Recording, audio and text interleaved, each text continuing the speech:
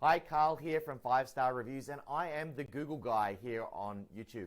And last month we talked about the cost of a negative review and how it can, drastically impact your business, even just getting one negative review. But this month what we're going to talk about is how to actually ask for a Google review. Now there are three critical elements that you really want to make sure when you are going down this role of asking for Google reviews. Now, the first one is that you want to make sure that you've scripted out your request. Now, when you think about it, I know it might sound a little bit counterintuitive to actually write out the script, and you might want to actually just free flow it and wing it. But if you think about someone like Tom Cruise, does Tom Cruise get to show up to the latest Mission Impossible and just kind of go, Mr. Spielberg or whoever the director is, don't worry, I've got this, I've done enough of them now, I can just absolutely wing it.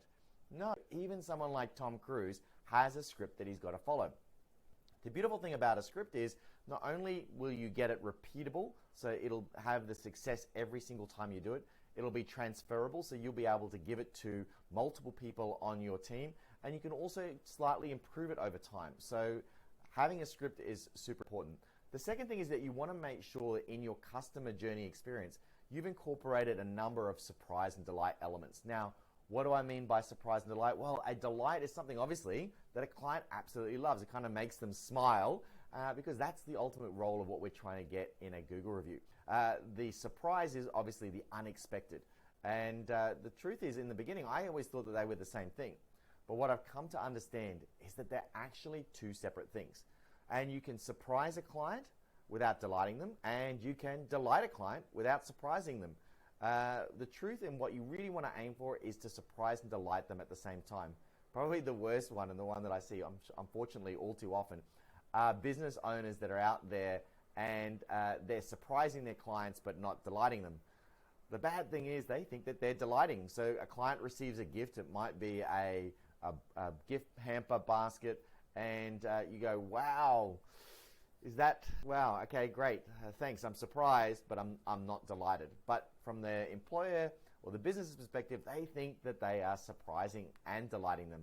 So it's really important to make sure that you've looked at all of these surprise and delight elements in your customer journey sequence to make sure that at the key moments through that process, you found a way to surprise and delight them in a way that they probably didn't expect.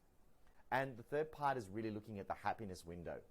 What is the happiness window? Well, it's all about trying to find the perfect time to ask for a Google review. So doing the right thing at the wrong time is still the wrong thing. So you need to make sure that you're asking for the Google review at the time when the client is at their happiness. And so it should be this beautiful crescendo that kind of comes along the process of, you've given these great experiences for your clients, you've got the scripting down pat, and you know exactly when to do it. Most people, in my experience in the beginning, probably have about a 15 or maybe even 20 out of like sort of 1 out of 15 or 1 out of 20 in their conversion ratio of actually asking and receiving.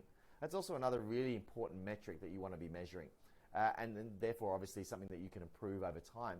But when you get the scripting right, when you get the surprise and delight elements in there, and you understand when is the perfect time to ask, I often see like an increase to about, say, 50%. So all of a sudden you're asking 10 people and at least five of them are leaving you a Google review. Now, why get a Google review? Well, it boosts your SEO.